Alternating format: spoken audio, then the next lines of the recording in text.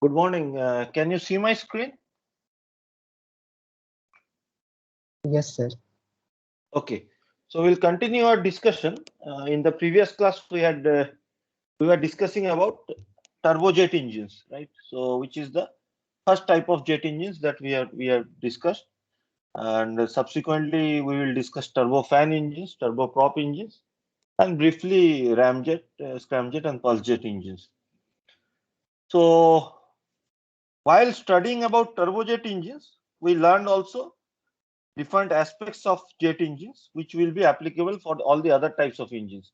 For example, how to design or how to calculate the changes in the diffuser, and how to calculate the changes in the nozzle, and how to calculate the thrust specific fuel consumption, specific thrust, and similar parameters. So these parameters and these devices like nozzles and diffusers are also part of the other types of engines. Some of them may be present, some of them may not be present. So, for example, turbofans have nozzles and diffusers. So, the same discussion which we had already done will also hold true for those cases. So, before going into turbofan engines, let me just briefly describe uh, one additional modification to turbojet engines, which is known as afterburner. Again, you might already know this, but still it is important to discuss this. So we have already discussed in detail what is turbojet engine, right? So what happens in turbojet is that you generate the thrust by expanding the hot combustion products through a nozzle. Okay, so maximum temperature that you can achieve in the combustion chamber is restricted by the turbine blade material, and as a result we cannot go to very high temperature, although theoretically it is possible to go to high temperatures. Means if we have stoichiometric air fuel ratio, we may be able to achieve very high temperature, more than 2000 degrees centigrade, but that will destroy the turbine. So as a result we dilute the air fuel mixture, so that the dilute means by putting more air, by having low fuel air ratio, high air fuel ratio, okay, so that the maximum temperature is less.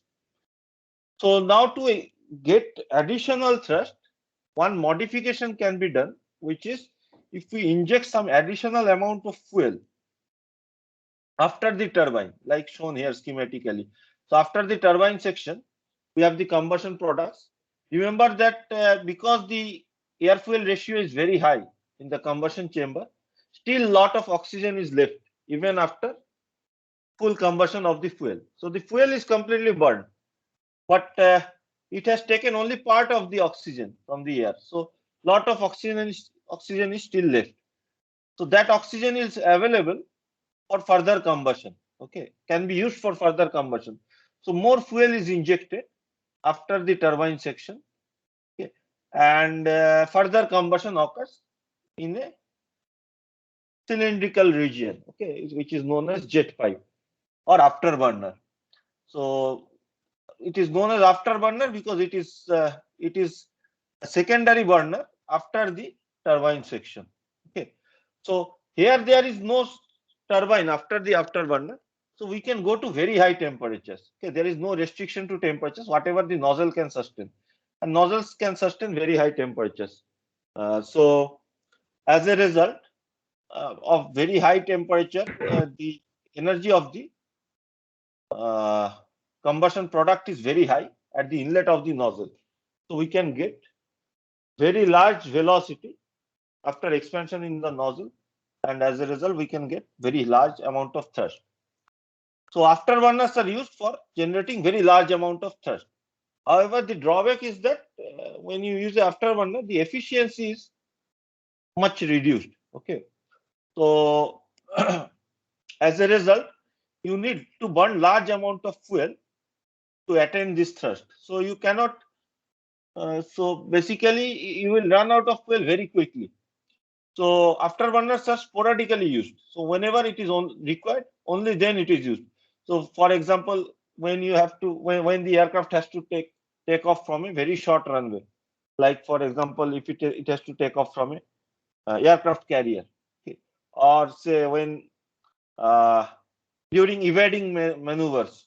So when under attack, so then a very high thrust is required, and the pilot is not bothered about the fuel economy. So in those situations, afterburners are used. Otherwise, afterburners are not used because of poor fuel economy. Although the main advantage is that you can get a very large amount of thrust for short bursts. Please switch off your mic.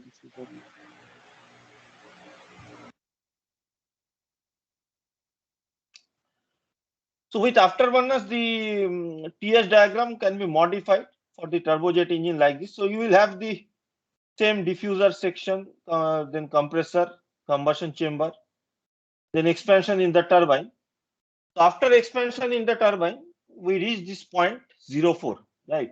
So instead of expanding in the nozzle, further addition of fuel occurs, and then there is combustion. So this combustion occurs because it is open at both ends. The combustion occurs at constant pressure, similar to the combustion chamber. Okay, so it is a constant pressure heat addition, similar to the process that occurs in the combustion chamber.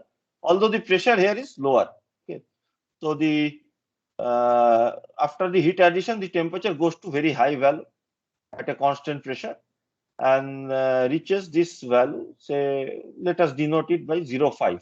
Okay, so the 0.4 to 0.5 is the constant pressure heat addition in the afterburner. Okay, the process that occurs in the afterburner. So after that, there is a nozzle, converging nozzle, where expansion occurs from 0.5 to 6, and kinetic energy is increased and thrust is generated. So what happens is that these constant pressure lines are diverging, right? If you go towards the right hand side, although the drawing may not be very accurate or to the scale, we all know that the constant pressure lines diverge towards the right hand side. And as a result, if you expand here from this 0.4 to say this constant pressure line 6, okay. So for the same pressure difference, the temperature change that will occur here will be much less than the temperature change that will occur here. So we will be getting much higher change in enthalpy and much higher velocity in the nozzle if you go to the right hand side, like after the afterburner. So now we will go to the next type of engines, which is the turbofan engines. Any questions on the turbojet part?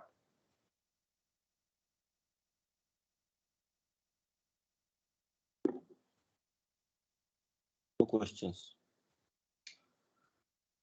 So turbojets, as we have discussed, and it will be clear later also, are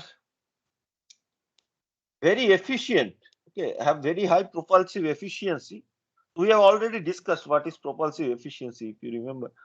So how well we are utilizing the kinetic energy of the exhaust gases for propelling the aircraft forward. Because in the turbojet, the exhaust gas comes out at very high velocity.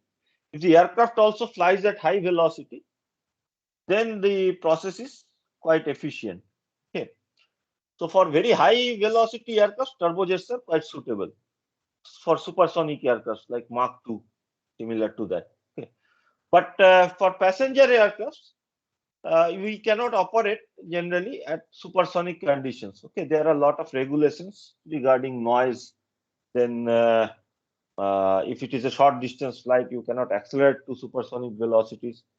So, as a result, most now all the passenger aircraft, obviously, after the discontinuation of Concorde, now all the passenger aircraft operate at subsonic condition, subsonic velocity, just below the sonic velocity, okay, for large aircraft. So at those velocities, turbojet engines are not very, like they don't have very high propulsive efficiency. Why? Because the if you look from the from a stationary reference point, okay, So the engine is moving forward at say Mach 0.9, and the or say put some values, okay, 300 meter per second, and the exhaust gases go out at say 600 meter per second.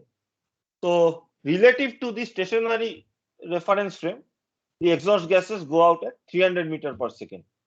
So large amount of kinetic energy is lost in that process. If the aircraft was flying at 500 meter per second, relative to the stationary reference frame, the exhaust gases would have been just going out at 100 meter per second, and very less amount of kinetic energy would have been lost. But because the aircraft velocity is less, we lose a large amount of kinetic energy, and as a result, the propulsive efficiency is very low. Not very low means it is low for turbojet engines when it is used for passenger aircraft. Okay. So in earlier days, passenger aircraft used to be built with turbojets, as we have discussed previously. But soon it was found that if we decrease the average velocity of the exhaust gases, okay, we can increase the propulsive efficiency substantially, and we can also decrease the noise that is generated. Okay, noise is generated because of turbulence at high velocity. So so that actually gave rise to the concept of turbofan. So what is the concept of turbofan? In the turbofan engine, we have an internal section, like you can see here, which is similar to the turbojet. Okay, so this internal section, which is also known as the core section, has a series of compressors, as you can see here, then combustion chamber, then a series of turbine stages, and then a nozzle. Okay, this nozzle is known as hot nozzle, which is shown, and this red arrow shows that the hot gases go out from this nozzle. Okay. Now, outside this inner core region, there is a larger duct. Okay. So this section is also known as the bypass section. Okay, and the air going through this section is known as bypass air. So this air does not participate in the combustion process. So this air, which comes in through the intake, most of this air passes through this bypass section after passing through the fan, through a fan or a series of fans, couple of fans. Okay, so the fan increases the pressure, and this moderately high pressure air is expanded through another nozzle, which is known as the cold nozzle. This air going through the cold nozzle is shown here by the blue arrows. So this air goes out at low velocity. Okay, because the pressure increase is much less, because you do not have a compressor, you just have the fan. The pressure increase is much less, so the expansion in the nozzle is also very less. So the air goes out at low velocity. So in the core section, the air goes out at very high velocity. In the surrounding region, in the bypass section, the air goes out at low velocity. So the average velocity of the air is quite low, and most of the air passes through the outside duct. Okay, a very less amount of air passes through the inner core region. So this type of engine is known as turbofan engine. Why turbofan? Because you have a large fan or couple of fans in front of the, like at the just after the inlet, just after the diffuser section. Okay. So there are two types of turbofan engines. One is known as high bypass turbofan engine, where this outside bypass section is quite large and the core region is very small as compared to the outside section. So all the commercial aircrafts are high bypass turbofan engine. High bypass means that most of the air passes through the outside. So typically, we will define a parameter called bypass ratio, which is the mass flow rate of air through the cold section by the mass flow rate of air through the hot section. So high bypass turbofan engines have nowadays around 9 to 10 bypass ratio, means around 10 times air passes through the outside cold section as compared to the hot section.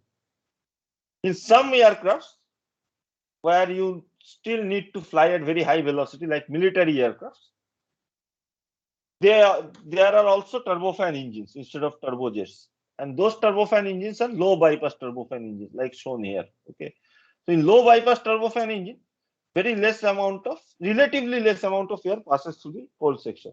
So bypass ratio may be less than 2. Okay, So quite a significant amount of air actually participates in the combustion process. So the overall average exhaust velocity is higher because that is necessary for military aircraft. Otherwise, it will not be able to fly at high velocity. Okay.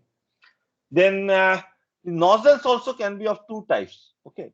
So here you can see in this right hand animation that the two nozzles are separate. They are not mixing. The airflow is not mixing inside. Okay. The hot air goes out separately. The cold air goes out separately. Okay. So this is one type. The other type is that inside the larger nozzle, cold nozzle, the hot air mixes directly. Okay. So this is known as mixed type of turbofan engine. We will see these things later also. Okay. So here the combustion products go out after mixing with the cold air as a single gas mixture. Okay. This is necessary for particularly for military aircraft if you want to put a afterburner in a turbofan engine. So after this mixing occurs, you can put it afterburner and get additional thrust. In this case, it is not possible. We have seen these pictures previously during our first week, the first or second week.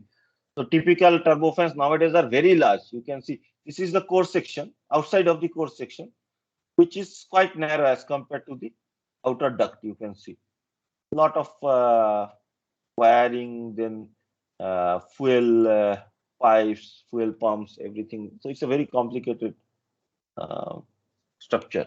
Okay, and these are some examples of very recent engines. So GNX engine, which is used for 787, Boeing 787 aircraft. Very large turbofan engines are used. Okay. Again, to give you a scale, this is how large it looks like. So again, you can see this is the fan section, which also is used for compressing the air, but the compression ratio is smaller as compared to a compressor because only one or two stages are present. And if you can carefully see inside, if you are looking in a larger monitor, you will be able to see the compressor blades also inside. Okay, the small blades are the compressor blades. We have seen this picture. So this is the outer duct, the annular region. Again, another picture from Air India. These are known as chevrons. This reduces the noise due to the turbulence. Okay. This is the hot nozzle, and this is the cold nozzle, this outer nozzle. When you board an aircraft next time from the rear staircase, if your seat is towards the rear side of the aircraft, you can take a look at the engine, and you will be able to notice a lot of details, duct section and sections. We have also discussed that turbofans have been used for other experimental devices like lunar landing research vehicle. So where actually to simulate the gravity of moon, which is 1/6 the gravity of Earth, 5/6 of the gravity is cancelled by using a turbofan engine. So ultimately we have a upward thrust which is equal to 5/6 of the 5/6 of the weight of the vehicle.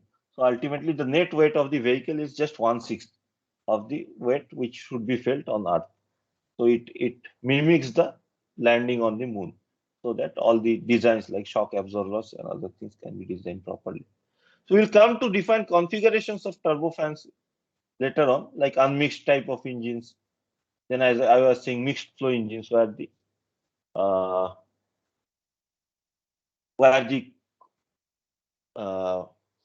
cold air mixes with the hot combustion products. These things we will discuss later.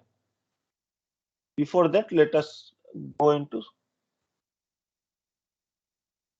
some details of some mathematical details. Okay. Any questions? No, sir. So as I Sir, was discussing, yes. can we say Tell me. that we use turbofans where we require relatively less velocity than turbojet engines? Yes. We use turbofan when we require relatively less velocity, but not very less velocity. If the required velocity is even lower, then we will use a turboprop, as we will discuss later. Okay, large propeller will be there. You might have seen small aircrafts with large propellers, Yes. ATR aircrafts. So those are used for lower velocity. Turbofans are very efficient around Mach 0.8, 0.9, around 900 km per hour, 1000 km per hour, around that range. Okay. So large passenger aircrafts. Typical, all these passenger aircraft that you see nowadays are turbofans. Most of them, unless you see a turboprop for short distances. So all these Indigo and other aircrafts are turbofans.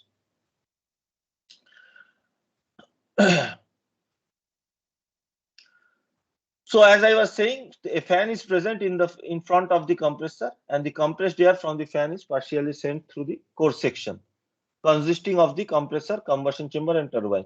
This core section is similar to the turbojet. Okay, and rest of the air, which is known as the bypass air, is sent through the annular region outside the core section.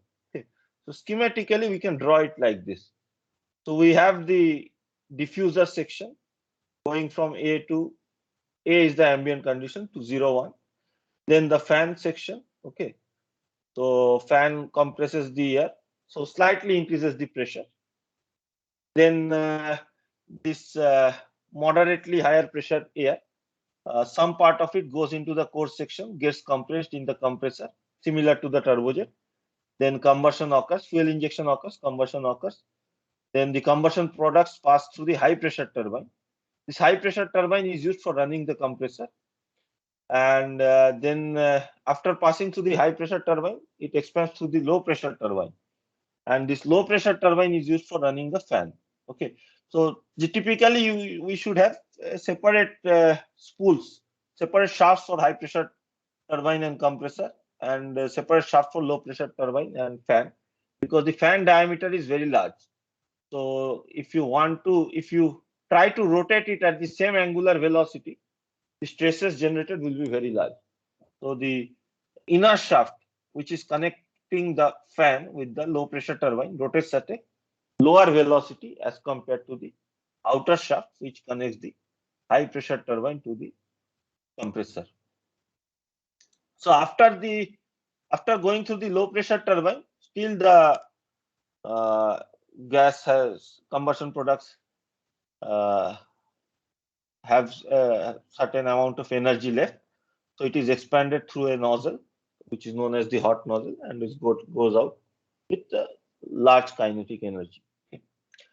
And for the outer air, which goes to the annular region, it passes through the fan, the pressure is increased, and then it just passes through the duct without any change and goes out through a outer nozzle, which is known as the cold nozzle, and it gets expanded and the velocity increases. So although the velocity does not increase much, but the kinetic energy is very large because of very large mass flow rate. Okay, so that is the main thing. That's why you see that the size is very large of turbofans. So although we are decreasing the velocity, by increasing the mass flow rate many times, we are actually gaining large amount of thrust. So turbofans can generate huge amount of thrust nowadays. Only 2 engines are sufficient even for very large aircraft. Previously, if you see, 4 engines were required for large bodied aircraft. Nowadays, even large bodied aircraft use 2 engines. Okay, they can generate very large amount of thrust. And another reason is that reliability also has increased significantly. So chances of engine failures are much less nowadays. So even 2 engines are considered safe. The aircraft can land even on single engine if one of the engine falters. Sufficient thrust is generated to land on a single engine. Without any engines also, aircraft can land, but then it will just glide down. And there have been incidents like this where the aircraft has safely landed with all the engines failed. Anyway, so this is how the typical TS diagram looks like. Okay, let us try to understand it. Again, most of it is will be similar to the turbojet. Okay, it looks complicated, but actually it is not very difficult to understand. So from A to 0, 1 is the compression in the diffuser, same as turbojet. Okay. So the diffuser is it's a single common diffuser, obviously. There is a single intake. So from 01 to 02 is the compression in the fan. Okay. So from 01 to 02 is the compression in the fan. Okay. So both the air which will go inside the hot section and the air which will go inside the annular region, cold section, will undergo the same amount of compression, obviously, because the fan covers the entire area. Okay. So now the air gets divided into two parts. In the hot section, the air is again compressed from 02 to 03 in the compressor, series of compressor stages. Then from 03 to 04, we have the constant pressure heat addition in the combustion chambers. Okay, so pressure will slightly decrease in real life because of losses.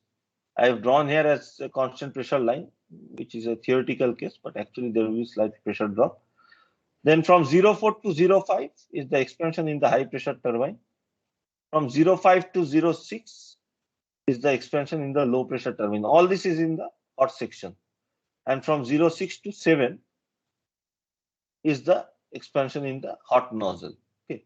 Now this 7 may be at ambient condition or may be at critical condition, depending on whether the nozzle is choked or not. This treatment for this part is exactly same as what we have discussed for turbojet. Okay. So whether the nozzle is choked or not, we can calculate in a similar way. We can assume that the nozzle is choked, then we can find out what is P7. If P7 comes out greater than ambient pressure, it means that the nozzle is choked. And it means that our initial assumption is correct. If P7, calculated P7 comes out as less than PA, it means that nozzle is not choked. Actual exit pressure should be PA. So we have to recalculate the exit temperature and the velocity. So the treatment is exactly similar to that of turbojet engine.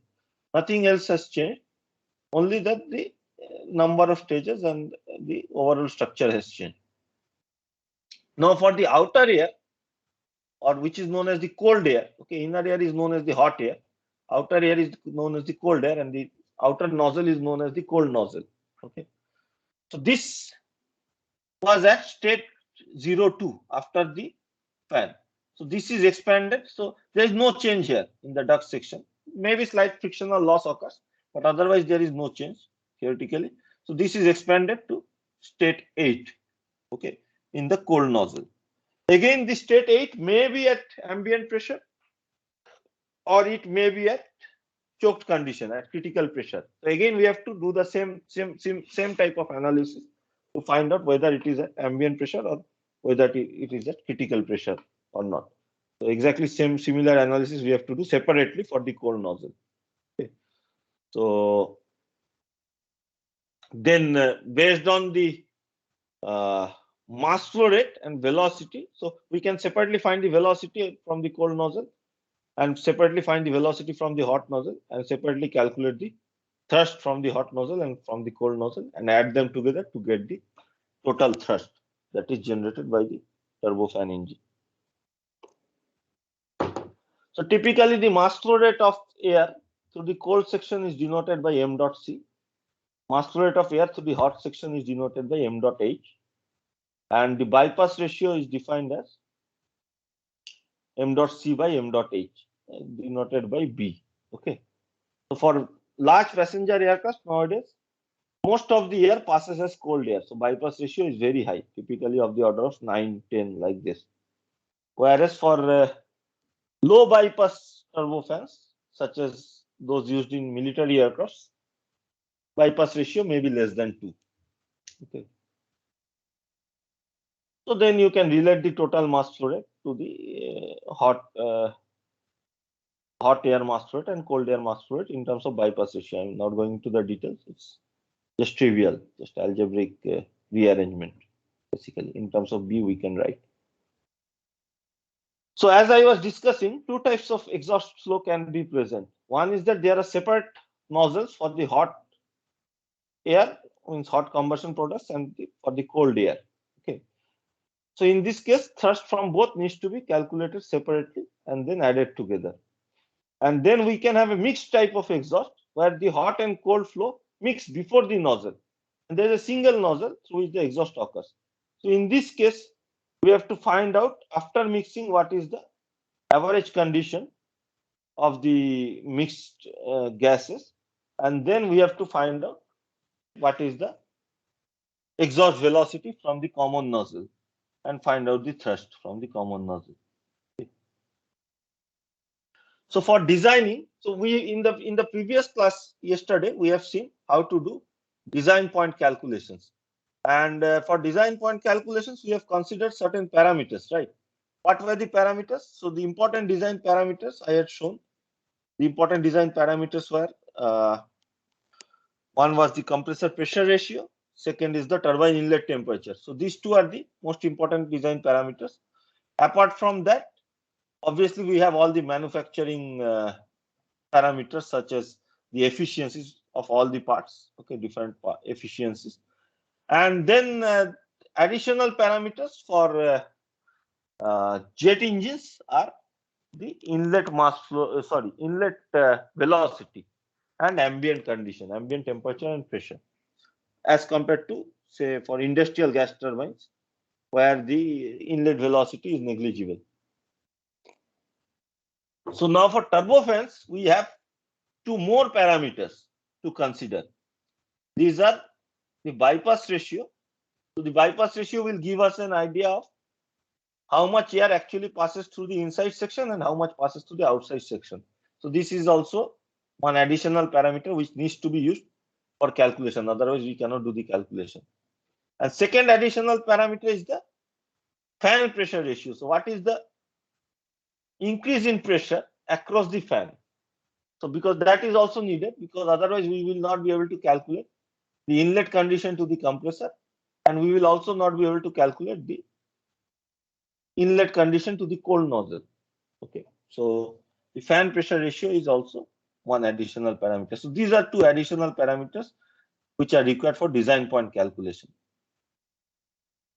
So now we will go through a problem and do a similar type of design point calculation similar to turbojet, which will give us an idea about turbofan engines in a better way. Okay, so same type of process we will follow, but with these additional details, okay, of cold nozzle, hot nozzle, and fan, then bypass ratio, fan pressure ratio. These additional parameters also we will consider with realistic values, and we will see typical values of thrust generated by the hot nozzle, by the cold nozzle, things like that. Okay, so ultimately our aim is still to find the characteristics. What are the characteristic parameters? The thrust specific fuel consumption and the specific thrust.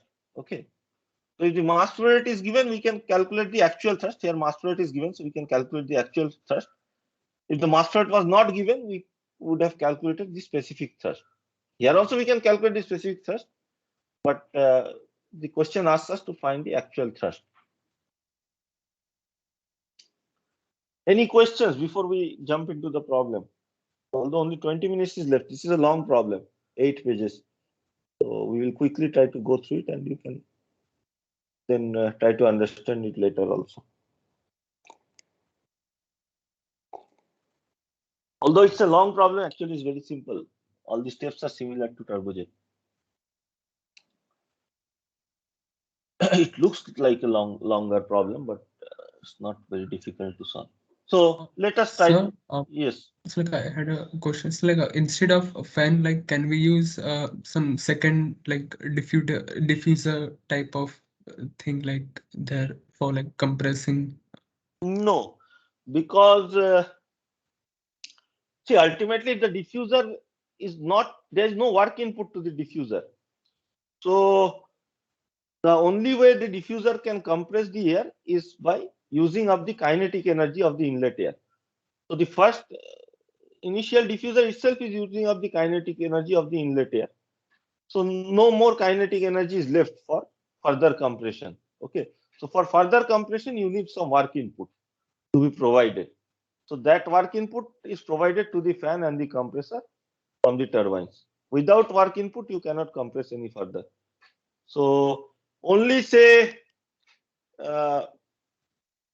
very high velocity cases like ramjet engines, obviously there will be a single diffuser, but the velocity will be so high that the diffuser itself will be sufficient to compress the air to a very high pressure. So no compressor is required in ramjet. We will study later. So because no compressor will be required there, so no turbine is also required, because the only function of turbine in jet engine is to run the compressor and fan.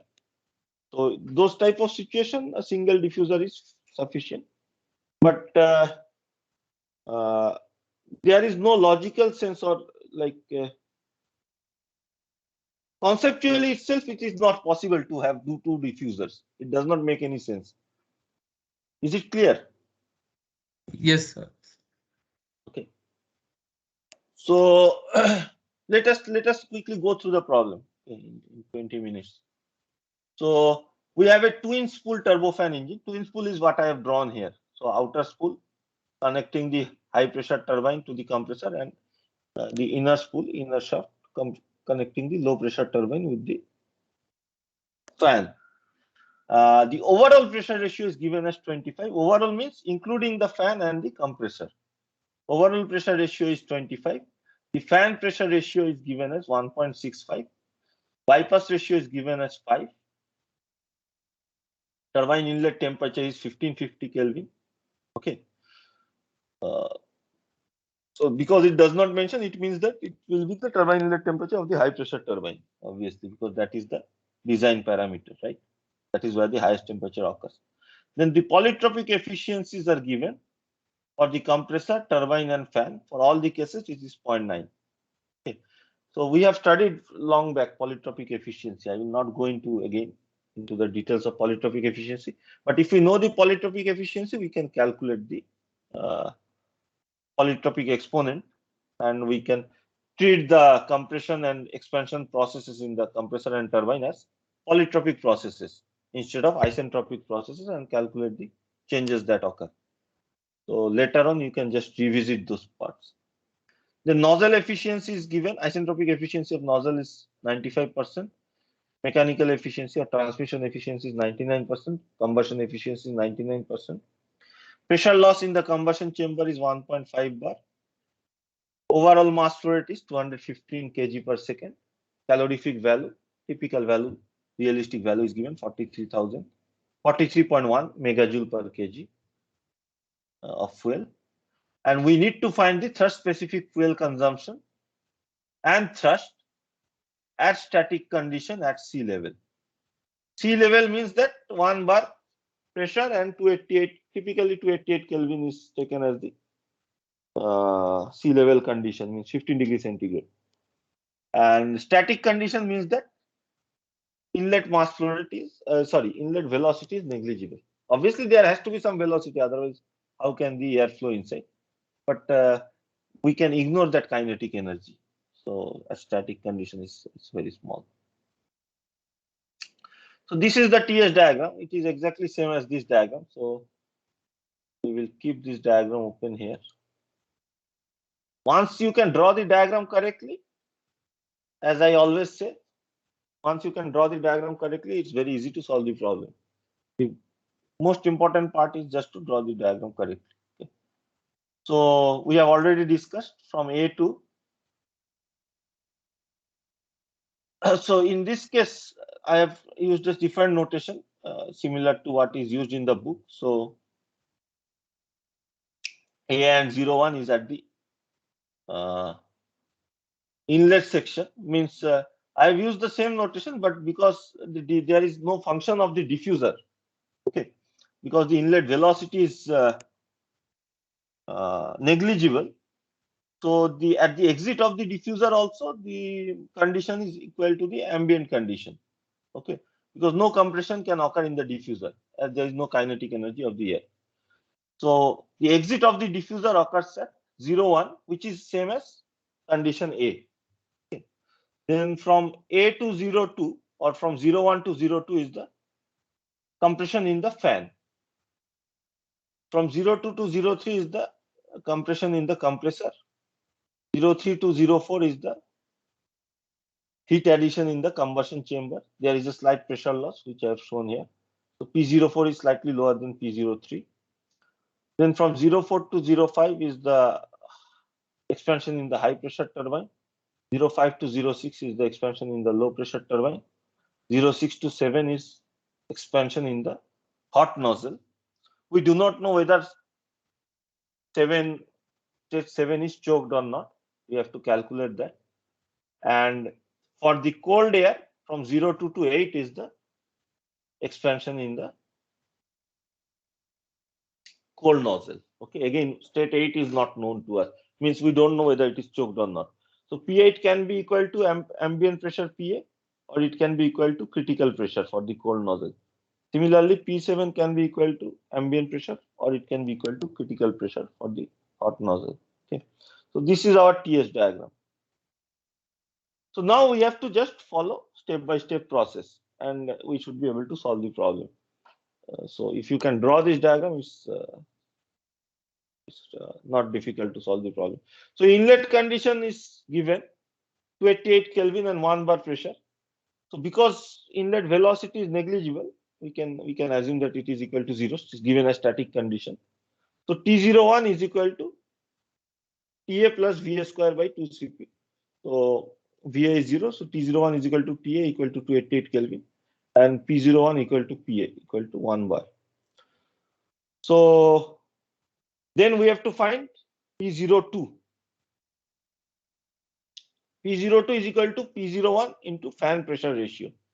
Fan pressure ratio is given as 1.65. Okay.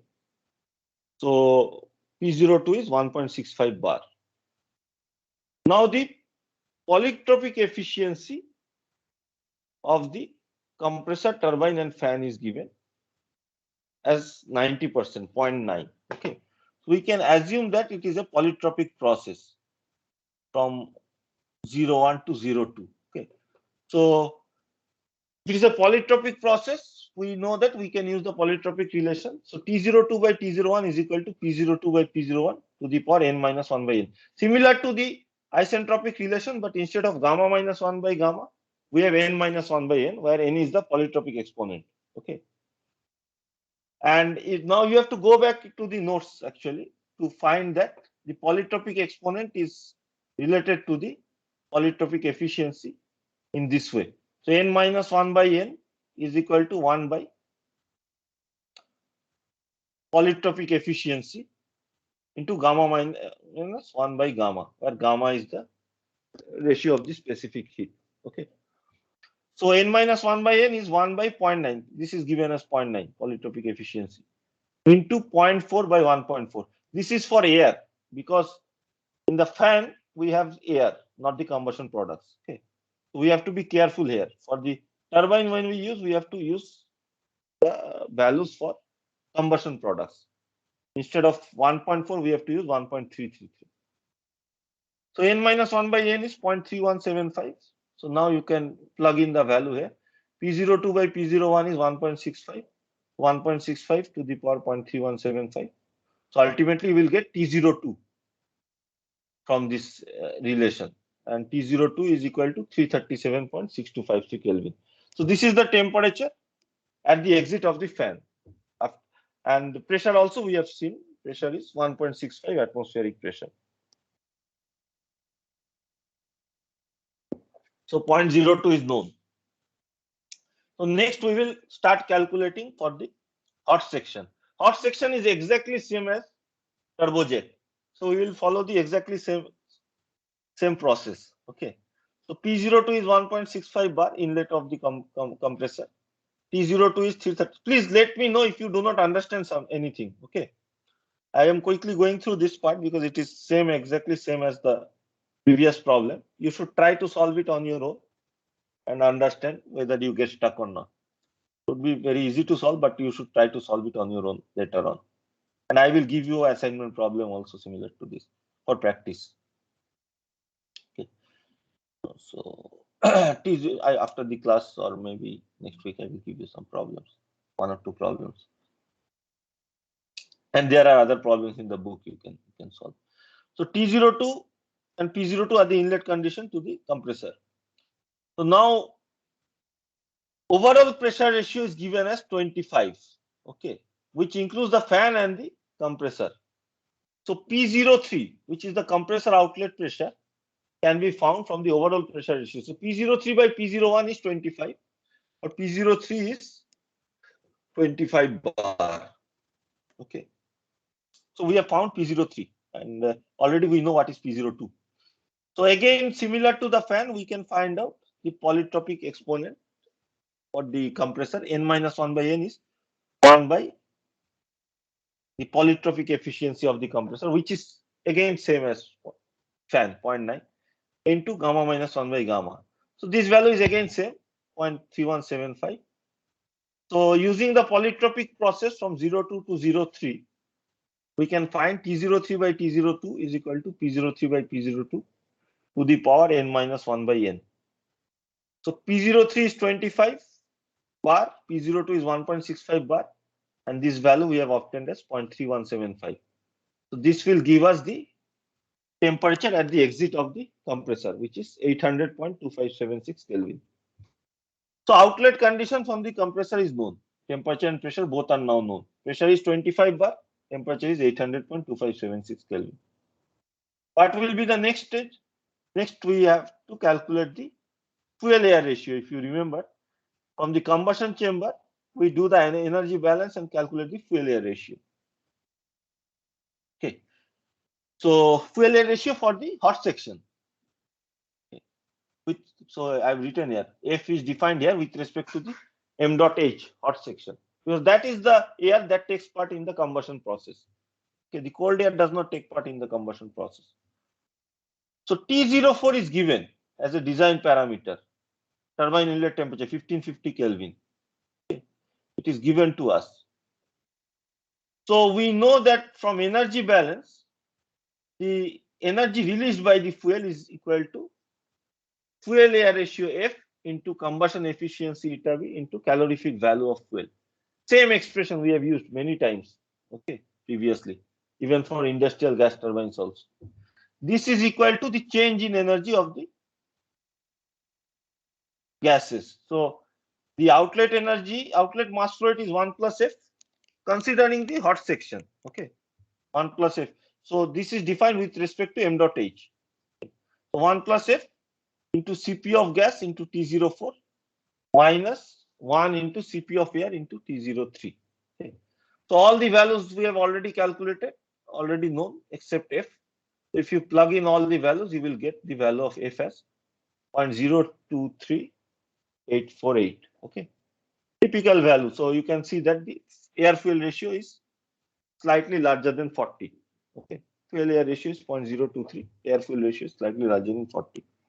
This is again, I am just reiterating, considering the hot section only. Air fuel ratio for the hot section. Okay, cold air mass flow rate is separate. So fuel air ratio is known. So we can now go for the turbine calculation. So what is the inlet condition for the turbine? The inlet temperature is given to us. It is 1550 Kelvin. What is the inlet pressure? So there is some pressure loss in the combustion chamber. It is given as 1.5 bar. Okay. So compressor inlet, compressor outlet pressure was 25 bar. So after pressure loss of 1.5 bar, the exit pressure from the combustion chamber is 23.5 bar. This is the inlet pressure to the high pressure turbine. Okay. So now what is the next task? Again, we have done same thing for the turbojet engine. We have to find out the state 05. And how will we find? By equating the work output from the high pressure turbine to the work input to the compressor. Okay. So the high pressure turbine runs the compressor. So the work that is generated by the high pressure turbine is fully used up by the compressor. Okay. So what is the work output from the high pressure turbine?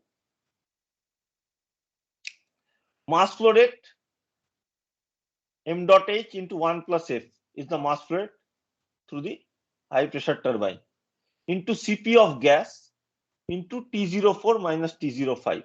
This is the work output from the high pressure turbine, multiplied by the transmission efficiency gives the work input to the compressor.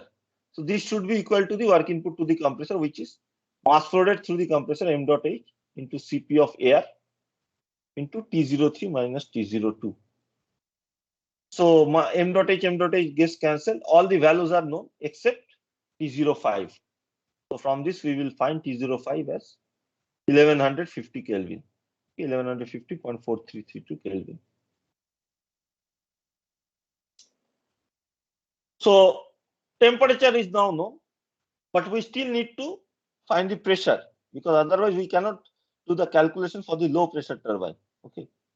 So pressure, for calculating the pressure, we will use the polytropic relation for this polytropic process.